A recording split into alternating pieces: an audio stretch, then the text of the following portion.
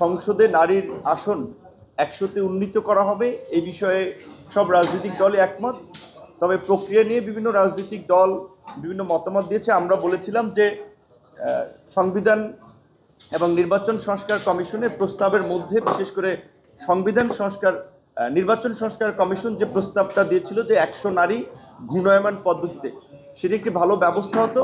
কিন্তু তারপরেও নির্বাচন সংস্কার কমিশন সকলের মতামতকে প্রাধান্য দিয়ে নোট অফ ডিসেন্টে পাশ করেছে যে 100 হবে, কিন্তু পর্যায়ক্রমে।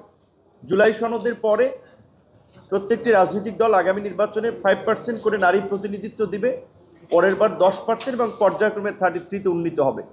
এটি ছিল আজকের ঐক্যমতের বিষয়। এর বাইরে আমরা দুটো বিষয় নিয়ে আলোচনা করতে চেয়েছি।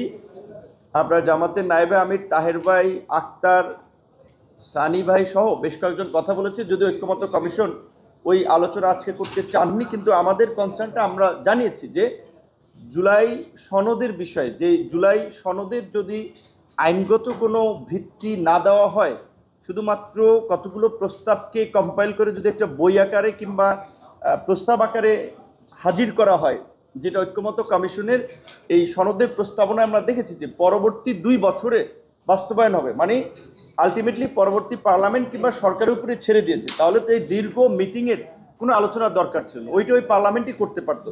সেই জায়গা থেকে কিন্তু আমরা পরিষ্কারভাবেই বলেছি, আরও অনেক দল বলেছে, সামনে আরও বলবে যে জুলাই সনদের আইনি ভিত্তি না দেওয়া হলে এইখানে জাতীয় ঐক্যমত্য তৈরি হবে না, এবং মেজর স্টেক হোল্ডার হিসেবে আমরাও এটাতে স্বাক্ষর করব না।